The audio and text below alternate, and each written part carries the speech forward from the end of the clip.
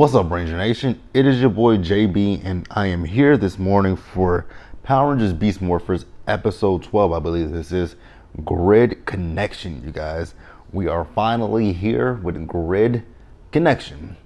So, without further ado, let's go ahead and just jump into this episode, and I'm going to tell you guys what I thought about it and give the review for it. So stick around for that. All right, you guys. So, before I even discuss Grid Connection, the episode, I just want to talk about how I feel about it. I know that I saw, when people were talking about the international spoilers, that there were some mixed reviews about Grid Connection. For me, I honestly have to say, of the latest team ups that we've had over the last, 8 to 10 years, I say, because we're almost, next year will be 10 years since Power Rangers was brought back. Yes, Samurai started in 2011. So next year will be 10 years that, since we got the brand back again. So yeah, at almost a decade, and we've had multiple team ups over the last few years. We've had Clash of the Red Rangers in Power Rangers Samurai, which was, to me, was a waste of an episode. Then in Super Mega Force, you had the Legendary Battle, which was a total letdown. And then in Super Ninja Steel, you had Dimensions in Danger. And now we have Grid Connection. So, if I were to rank each and every one of them in order of favorite to least favorite, Grid Connection is actually going to be at the top of the list, because although it wasn't exactly what I wanted, it was good enough for me. And it's I feel like we're getting better. We're climbing. Because like I said, first you had the Clash of the Red Rangers, which was terrible in itself. No explanation about. I mean, Scott said he didn't know for sure if he could breathe the air in the Samurai Rangers universe, so that's why he never took off his mask, his helmet. And then Super Mega Force with the Legendary Battle, that was just nothing. Wasted time, honestly. To fight X-Borgs, to fight an army of X-Borgs, you needed a past team of Rangers to help you, but you had been fighting X-Borgs that entire season, kicking their ass.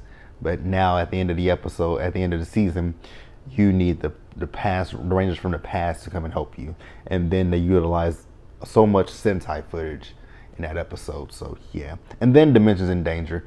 Dimensions in Danger came in and it answered a lot of questions that we had, and it made up for the Legendary Battle. So like I said, we're getting better and better and better, because I felt like this episode was a notch above Dimensions in Danger, and I did enjoy Dimensions in Danger. So yeah, that's just what I think about it. You guys can tell me in the comment section if you liked the episode, if you didn't like it. How do you feel about, like I said, like I've compared the past 3 team ups that we've had. Let me know where you guys rank it. I know it doesn't compare to anything from the Disney era. I know it doesn't compare to anything from the MMP, the Disney era and the Neo Saban era. I know it doesn't compare to those, but what Hasbro was able to do with this episode, I give them an A. I do. But let's talk about this episode review. So the episode, it opens up and we are at Grid Battle Force. So the Rangers go to meet Commander Shaw, and we see that Keeper is back, and this time Keeper has a warning for the Rangers. He's telling them that there's going to be a great battle where he didn't really see everything, but he did see that the Rangers were being destroyed. And then he also tells Devin that he saw him getting hit by a meteor. And Devin doesn't believe Keeper. He's like, oh yeah, I don't believe that. And I'm like, why don't you believe it? I mean, he's Keeper, and he's telling you the Morphing Grid showed him this information. So why are you not believing it when you are part of the Morphing Grid? You guys take energy from the Morphing Grid, but you don't believe Keeper, because Devin is very anxious to get to this gaming convention that he wants to go to. So Commander Shaw's like, you know what? Go ahead. If we need you, we'll call you. And I was like, wow. You're not showing leadership potential at this point, Devin. So then we see Devin. So Devin is on his way to his convention, and what happens? He and Cruz got hit by the meteor, and Tyler from the Dino Charge world, he's calling to let the Rangers know that Goldar Maximus, which is his name, Goldar Maximus, and Snide them are attacking them. So the Rangers were like, well, what about Devin? And Commander Shaw was like, don't worry about him. I'll call him. You guys get there and help them out. So, the Rangers do morph, and, they go and they help the Dino Charge Rangers as best as they can. But unfortunately, Snide is able to, they're getting beat by Goldar Maximus and Snide. Snide, he took Chase's Energem, and Goldar Maximus, he took, I know he took Tyler's Energem. But eventually they got all four of the Energems. They got Tyler's Energem, they got Chase's Energem, they got Coda's Energem, and they have Sir Ivan's Energem. Now, what is the plan with the Energems? We don't necessarily know that at this point. And I'm going to pause here and move forward. All right, so next we see Devin. So Devin makes it back to Grid Battle Force, and he was about to tell, Commander Shaw about the meteor hitting him. But she was like, you need to see this message from Ravi. And, Ravi is telling them that they have been, they're being defeated by Goldar Maximus and Snide. And, Devin is like, okay, well, what we need to do is, since, the Morphing Grid talked to you, Keeper, why don't we try to tap into the Morphing Grid to contact, past Rangers to come and help? I'm basically sending out an SOS for other Ranger teams. So, they're like, the Morphing Grid is, it's so funny how we just talk about the Morphing Grid in this day and age, when back in the 90s, the Morphing Grid wasn't, we talked about the Morphing Grid, but we never really saw the Morphing Grid. We didn't see the Morphing Grid until Power Rangers Operation Overdrive, when Thrax destroyed the Morphing Grid. Yeah. But yeah, the Morphing Grid basically is unstable energy. So, Devin, actually, Cruz comes in with the meteor, and he was like, it disrupts energy. And they were like, maybe we can use this. So they do use it. So Devin goes to, the Morphex Tower, and he goes into, I guess that is the Morphing Grid, and it produces a power coin, and it's a Tyrannosaurus power coin. And Jason appears so that they can go and help the Rangers with Evox, Goldar Maximus, because he tells them about Goldar Maximus. And Jason's like, well, I thought Zordon defeated Goldar. And that is the one thing that I'm enjoying this. It's the continuity, because I felt like when it came to Super Megaforce, I felt like Super Megaforce, they were saying things that didn't necessarily go with the show in particular. Because there's been some episodes in Power Rangers where I'm like, that's not exactly what happened, especially in Ranger history. Like, for me, I'm like, that's not exactly how it happened. I can't remember which episodes it was, but there were some episodes. Here's one of them where it just didn't make a lot, empowering just Super Mega Force, when they kept referring to the kingdom Animaria and Animaria and the Animarium. They kept, the one that was in the sky was the Animarium, but they kept referring to it as Animaria. I'm like, first of all, that's not how you pronounce it. It's Animaria, but that was Princess Shayla's homeland. The Animarium is where she and the Wild Zords were. That was one thing that threw me off with that. But I do love how Jason said he thought that Zordon defeated the original Goldar. Well, he did, in a sense. His energy tube, you guys remember, Power Rangers in Space, Andros shattered the energy tube, and all the good energy from Zordon's tube destroyed the forces of evil. Turned Goldar them into dust, and turned the evil villains that were humanoids, turned them into full humans, i.e. Rita, Zed, Divatox. Turned the Machine Empire into dust, And I'm assuming it turned Master Vile into dust. Because, I mean, Master Vile wasn't a human. So, yeah, it turned the ones who were human into humans. Well, who had human-like features into humans. And the ones that were monsters, robots, whatever else, they were turned into dust. So now let's move back over to the Dino Charge universe. Now we find out what Evox is actually planning to do with the Energems. So Evox wants to create himself a Zord, because you guys remember when Keeper in the episode Finders Keeper, when Zoe put the that thing around his neck that Ryajax had that controls people and make them basically do whatever you say. Well, we found out, we got more information about what actually happened with Keeper. So Keeper told him about creating the Zord. You guys remember in Power Rangers Dino Charge that Shelby with Dr. Runga created the Megazord. I can't remember exactly which Megazord it was that Shelby and Dr. Runga created. But they created a Megazord, and Keeper told him exactly how to do it. So that is what he wants to do. So that is why he has the Energems. Now, Chase and Tyler over here, what they are planning to do. So Chase and Tyler go back to the other Rangers. Here's one thing that I understood why from the outside looking in, I understand why they did it, but in this episode, it didn't make a lot of sense to me. Well, I guess so. Thinking about it now, it does make a little bit more sense. The reason that the Rangers are because I was looking like Shelby and Riley are the only two Rangers who are morphed in this scene. The Beast Morphers Rangers are demorphed, as well as Tyler, Chase, Coda, and Sir Ivan. They're demorphed, but they're demorphed because they don't have their Energems, and Shelby and Riley do have their Energems. I get it. The actors didn't return.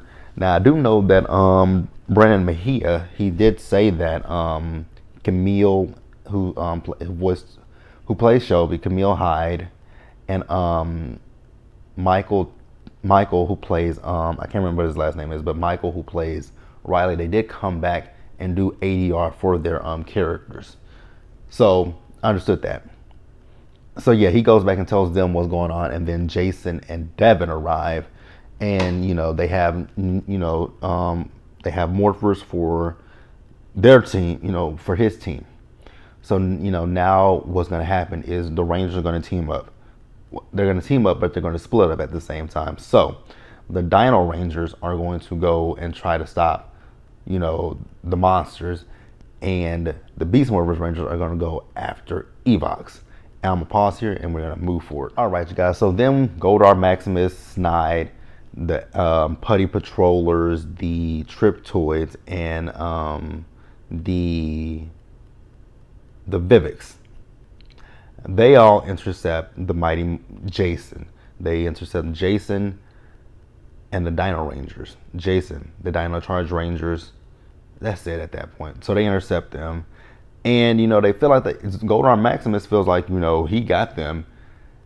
I mean, Goldar Maximus, pretty cool name. I mean, he's not like my Gold Monkey, but I'm going to give him an A for effort. So yeah, they felt like they got them, and Jason's like, oh no, you don't have us, we got you.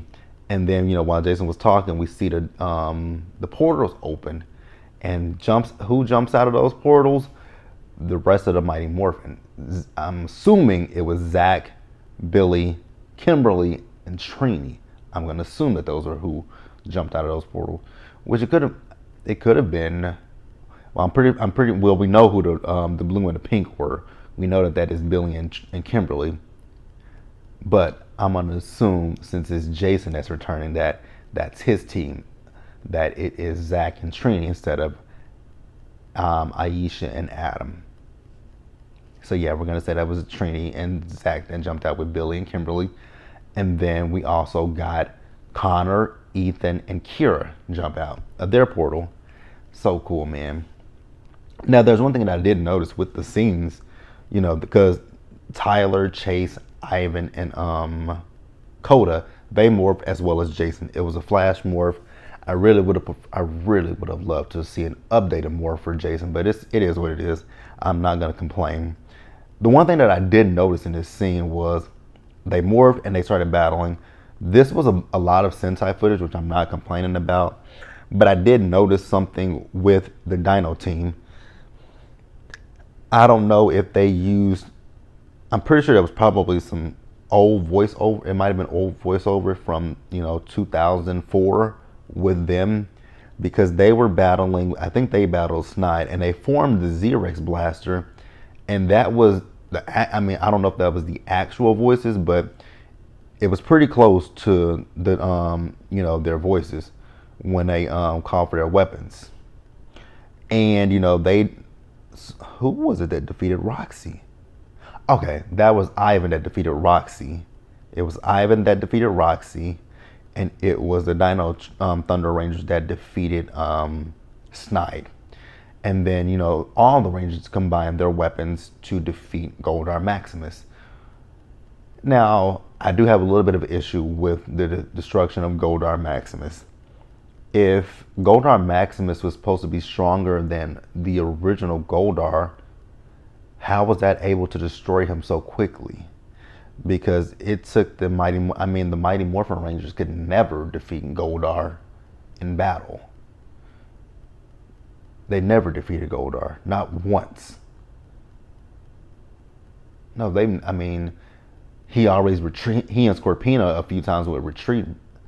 Because I'm going back to Mighty Morphin Power Rangers. How many times has Goldar grown? Every time Goldar grew, he disappeared, and the monster would be defeated. So, it is what it is. I'm not going to complain on it. I'm not going to harp on it. That's what happened. Goldar, Maximus, Snide, and Roxy defeated. Now, like I said, the Beast Morphers Rangers, they were going to go deal with Evox and Scrozzle, who they're creating a Zord, using using what Keeper has told them to do. And they stopped them, but not in enough time before Evox is able to create his Zord. And Robo Blaze goes and tells him, like, hey, your monsters over there, they kaput. So Evox is like, that's fine. He got his Zord, and he just needs to put the finishing touches on it. So we do see him putting the finishing touches on his Zord, and his Zord materializes, and it's a weird looking thing. It's not as big as Serpentera was. I don't even think it might not even been as strong as Serpentera. Yeah, I don't know if that thing was even. Nope, couldn't be as strong as Serpentera, because it took years for Serpentera to be defeated. Because Serpentera was defeated on the surface of the moon on Forever Red with the Wild Force Rider when Cole just drove right through it. So that's what they needed for years to defeat. Never mind. But yeah, they defeated. They called on every Zord. They called on the Mighty Megazord. They called on the Dino Charge Megazord, and they called on the God, I can't remember what the name of the Megazord from Dino Thunder was. I'm drawing a blank right about now. But they called on the Dino Thunder Megazord as well. What is the name of that Megazord? The Thundersaurus Megazord? Is that the name of it? Correct me in the comment section, guys, if I'm wrong. Thundermax Megazord. Thundermax Megazord? Does that sound right? I think so. Because see, that's when I stopped buying Megazords. What season did I stop buying Megazords? Lightspeed Rescue. Yeah, Lightspeed Rescue was the last time that I got a Megazord as a kid. Yeah, because I didn't buy anything for Time Force. Although I really wanted this the Shadow Megazord. I really wanted that one so bad. I really wanted that one. Man, why didn't I get it? I don't even know why I didn't get it. I wanted that in the Q-Rex. Why did I not get it? Because my mom would have bought it for me. That's neither here nor there. But yeah. So the Rangers called on the Megazords. Now, I did like the fact that they used some footage. I don't know if the Dino Charge footage was new footage or if that was from Dino Charge, but I do know for a fact that the Mighty Morphin footage and the Dino Thunder footage, that was from the 90s. You could clearly see that. And so yeah, they call on the Megazord, and the Beast Morphers Rangers, they want to go help and fight, but Devin tells them that they are too weak, and he calls on Commander Shaw to send one of the Zords. So she sends in the Beast X King Zord, and the Beast X King Zord combines with the Dino Charge Rangers Megazord, and they are able to defeat Evox Zord. Not necessarily Evox, but they defeat the Zord, and that is, that was it. The Rangers all said their goodbyes to each other. Jason opened up the portal. I do love how they keep connecting that part. The portal. I love that part. From Dimensions in Danger, they keep using the portal. I love that part. I wonder if that portal could actually, you know what? Even with the portal, that really connects back to Power Rangers Lost Galaxy, because you guys remember, Marinoid is in a different galaxy. So the portals have come full circle. Full circle. Now looking at this episode, I really did enjoy it, and I didn't think about a lot of things until I just said it on camera. So yeah, the Dino Thunder Rangers are going home, Jason's going home, as well as his team, and the Beast Morphers Rangers are going home. So with the portals, I don't necessarily, it might be a dimensional portal as well as a city portal, city, world, whatever portal. Like I feel like Leo and the Galaxy Rangers can come through that portal. I feel like Orko and Delphine and Cestro and Titus, I feel they can all come through the portal as well. So yeah, gotta love it, man. I love how they are. Like I said, I love the connection now, as opposed to with Power Rangers Super Mega Force. Okay, episode. It was good. But that is it, you guys. I enjoyed the episode. Please, let me know in the comment section if you guys enjoyed it, didn't. Let me know you're good, you're bad, you're ugly, and we will talk about it in the comments section. And until the next one, Ranger Nation, do me a solid favor, you guys. Stay safe out there. Take care of yourselves.